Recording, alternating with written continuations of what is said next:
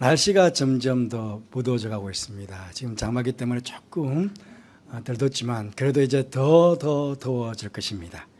아마 여러분들은 또한 휴가를 준비하시는 분들도 있으실 것입니다. 자칫 우리의 신앙이 게을러지고 나태해지기 쉬운 그런 때이기도 합니다.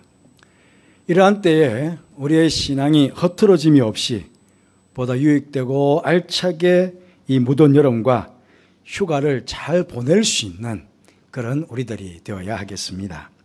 여러분들도 잘 아시는 대로 고린도 교회와 성도들은 무엇보다 하나님께 부족함이 없을 정도로 많은 은사를 받았습니다.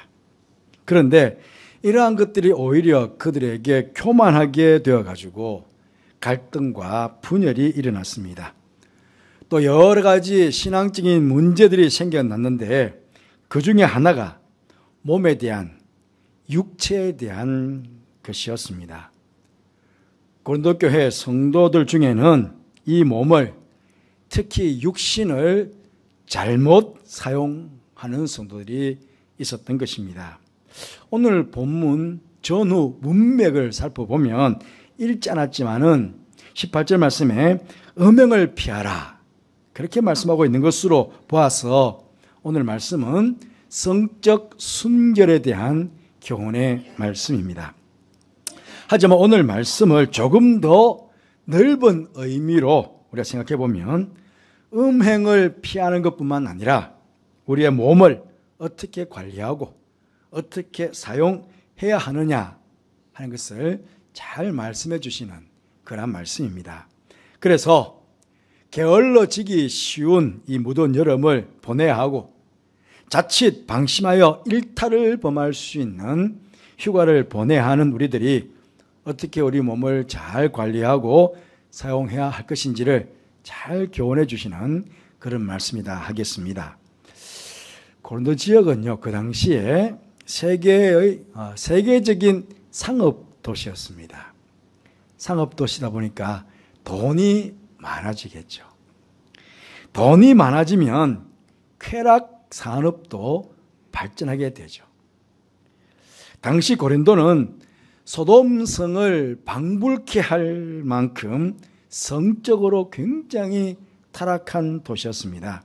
문제는 고린도 교회 성도들이 이 음행의 죄를 범하면서도 이 음행을 죄로 여기지 아니하고 교회 안에서도 음행을 재행하고 있었다 하는 것입니다. 그 당시 유행했던 이단 사상인 영지주의의 영향을 받아서인지는 모르지만 육은 육이고 영은 영이다. 이원론이거든요. 그래서 육은 어차피 썩어질 거니까, 죽어서 썩어질 거니까 함부로 해도 괜찮다는 것입니다. 그러니까 영만 중요하니까 영만 구원을 받으면 된다고 하는 생각이 영지주의자들의 생각인데 아마 여기에 교회 안에 들어와가지고 어차피 썩어질 육체를 그래서 쾌락주의로 나가는 거예요. 그래서 사도 바울도 이 몸에 대해서 자신의 쾌락만 위해서 잘못되게 사용하지만 안 된다. 잘못되게 사용하지 말 것에 대한 교훈을 하면서 동시에 하나님의 영광을 위해서 몸을 잘 사용해야 된다. 그렇게 권면을 하고 있는 것입니다. 오늘 말씀을 통해 우리 몸을 하나님의 영광을 위해서 사용해야 될 이유, 왜 우리가 우리 몸을 하나님의 영광을 위해서 사용해야 되느냐, 세 가지를 들고 있습니다. 그 첫째가 우리의 몸을 하나님께 받았기 때문에 우리의 몸으로 하나님께 영광을 돌려야 된다 하는 말씀입니다. 19절 전반절에 보시면 너희 몸은 너희가 하나님께 받은 바 그렇게 말하고 있습니다. 여러분, 사실 우리 몸은 부모님께 받았지만 엄격히 따지면 하나님께 받은 것입니다. 하나님께서 하나님의 형상대로 우리를 만드셨습니다.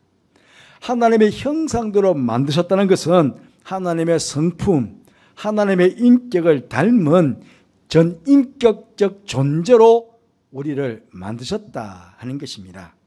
시편 139편 14절 말씀 보시면 다윗은 이렇게 고백합니다. 내가 주께 감사하옴은 나를 지으심이 심히 기묘하심이라.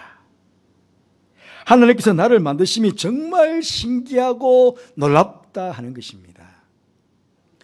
사도 바울은 우리를 몸이라고 지칭하는데요. 우리가 이 몸 아닙니까? 몸은 세 개로 이루어져 있습니다. 영과 혼과 육체. 이렇게 세 개로 우리 몸을 이루고 있습니다. 우리의 육체, 먼저 우리 육체 한번 볼까요? 눈, 코, 입, 손, 발, 오장육부. 여러분, 지구 둘레를 말이죠. 세 바퀴 정도를 돌 수 있는 혈관이 우리 몸속에 있답니다.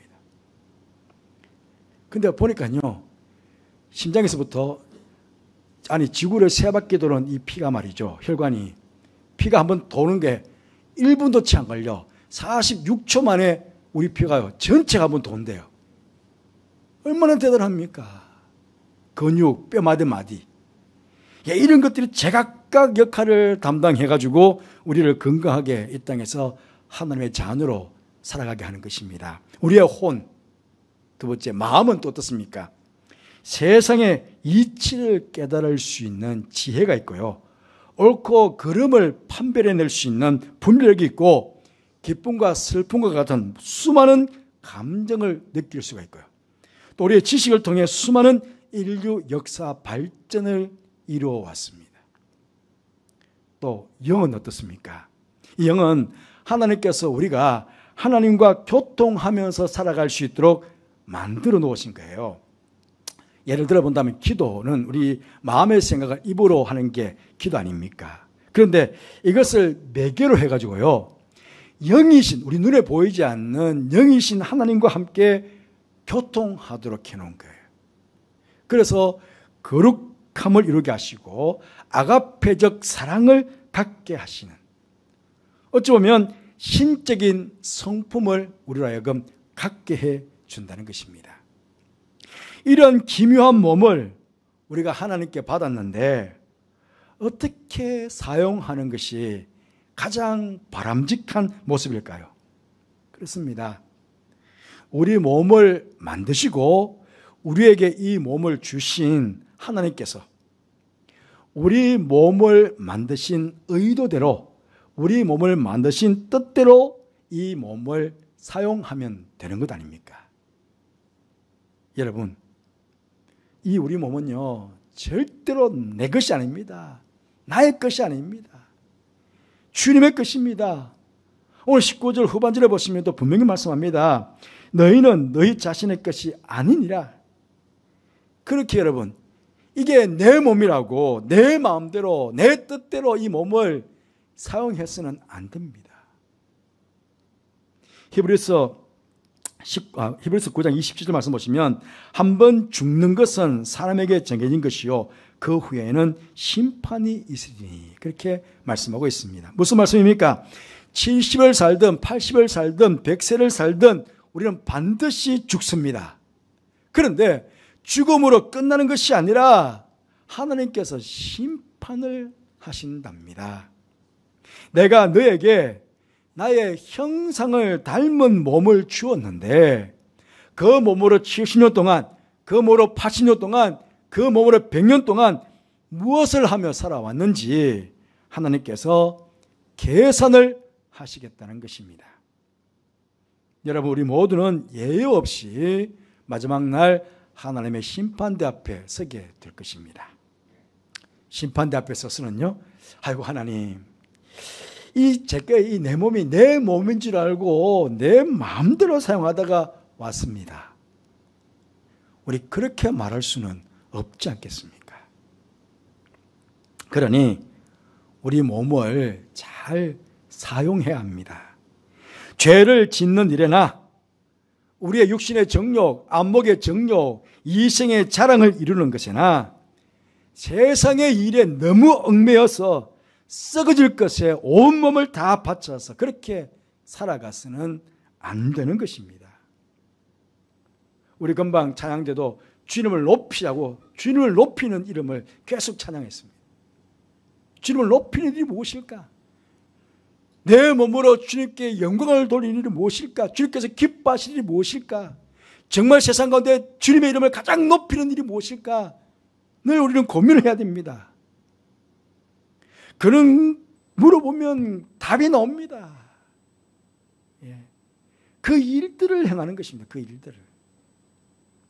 그러면 우리 스스로 하나님의 영광을 위해서 몸을 사용하기 위해서라도 우리의 영과 혼과 몸을 건강하게 만드는 일에 게으르지 않고 최선을 다하지 않겠습니까?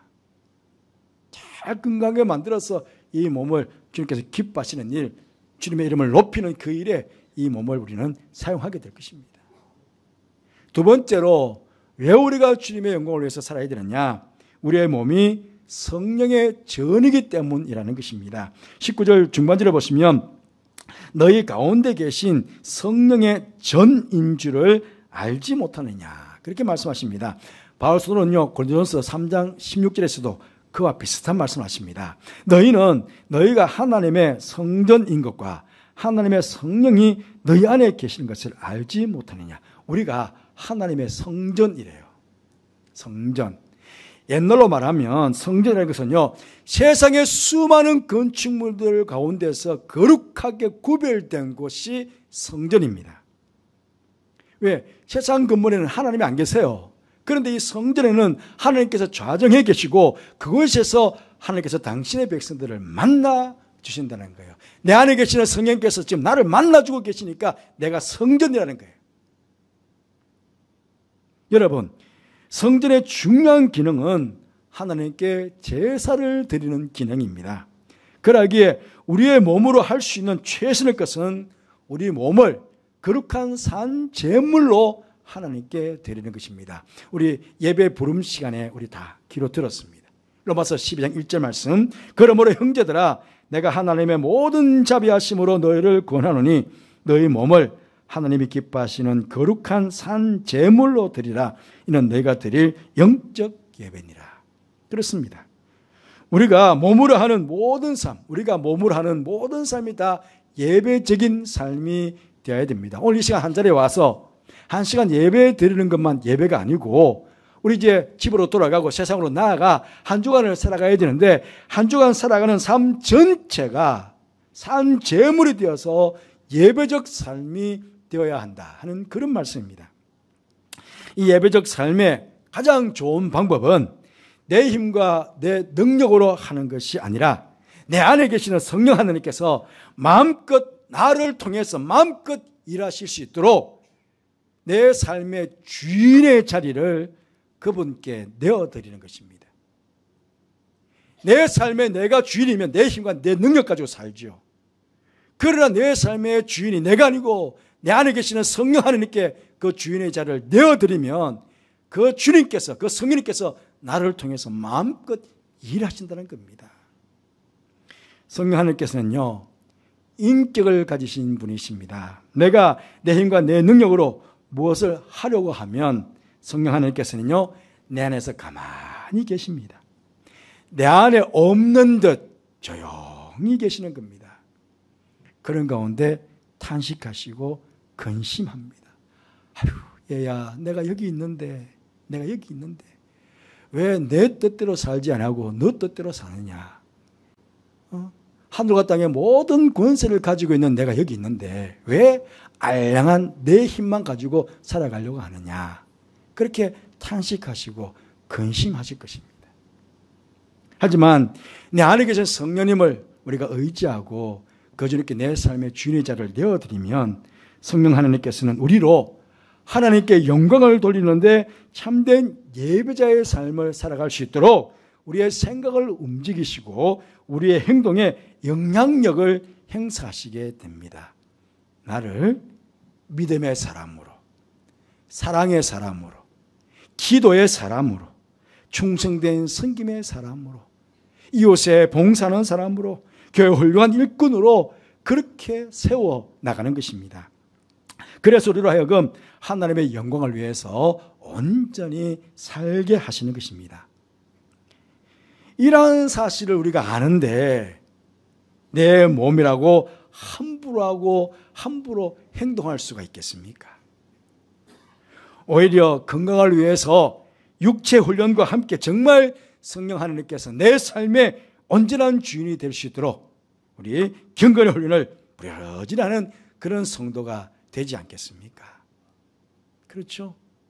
내 몸을 하나님께서 마음껏 사용할 수 있도록 우리는 그렇게 경건의 훈련을 부지런히 하게 되는 것입니다. 셋째로 하나님께 영광을 돌려야 될 이유는 우리 몸이 값으로 산 것이기 때문이라는 것입니다.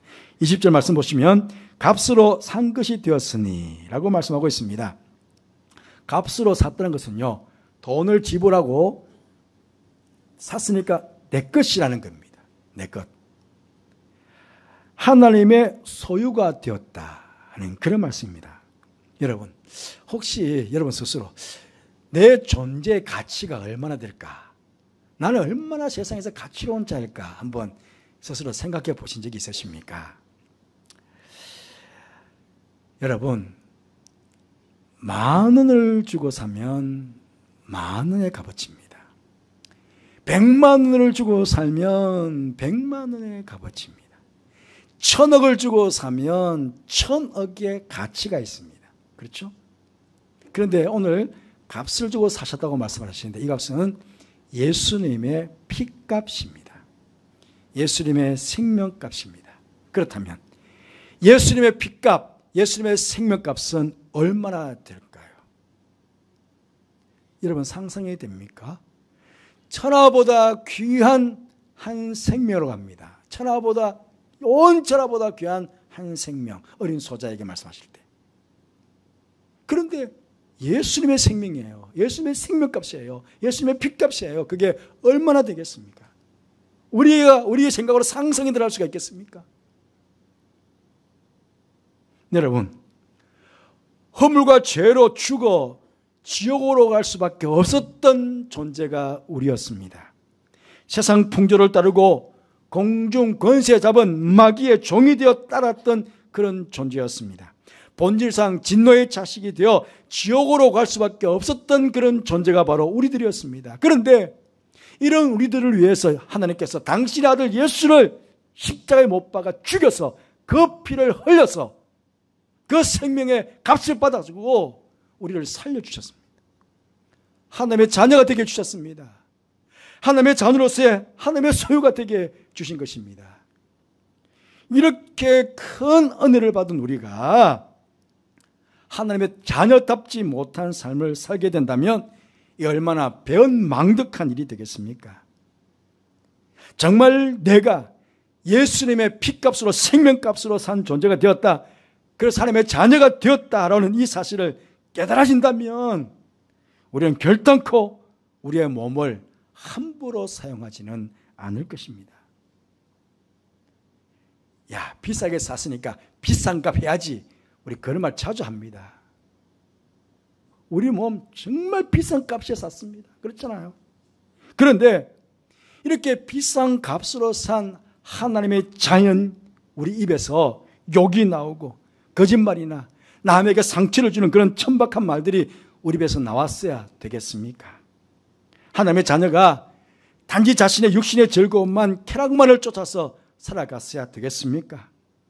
하나님의 자녀가 주님 주신 물질을 가지고 오직 자신만을 위해서 그 물질을 사용했어야 되겠습니까? 하나님의 자녀이면서 자신의 몸을 죄의 도구가 되어 자신의 몸을 그렇게 죄에게 내어줄 수가 있겠습니까? 오히려 예수님의 보혈의 능력이 자신의 삶을 통해서 드러나도록 하는 삶을 살아가야 되지 않겠습니까? 예수님의 귀한 성품이 자신의 삶을 통해서 드러나도록 그렇게 살아가지 않겠습니까? 예수님께서 이 땅을 사는 동안에 많은 모범의 삶을 보여주셨습니다. 그 많은 모범의 삶이 내 삶을 통해서 드러나는 그런 삶을 살아가야 되지 않겠습니까? 여러분, 나는 예수님의 피값을 주고 산 하나님의 자녀다 하는 이 사실을 잊지 마시기를 바랍니다. 늘 마음에 새기고 늘 마음에 새겨 놓으시기를 바랍니다. 그러면 내 몸은 내 것이 아니라고, 내 몸이라고 내 것이라고 그렇게 교만스럽게 함부로 사용하지 않을 것이고, 무엇을 하든지 무슨 행동을 하든지 무슨 생각을 하든지 우리의 모든 삶은 주님의 영광만을 위한 그런 삶을 살게 될 것입니다. 사랑하는 성도 여러분, 내 몸은 결코 내 것이 아니라 주님의 것입니다. 성령께서 내 안에 좌정해 계시고 주님의 피값으로 산 하나님의 것입니다.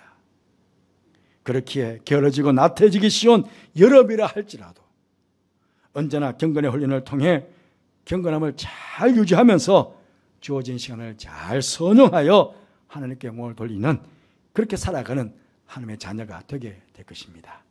오늘 예배를 드리시는 여러분 모두가 이런 삶을 살게 되시기를 주님의 이름으로 축복합니다. 우리 함께 결단하며 기도하는 시간을 갖도록 하겠습니다.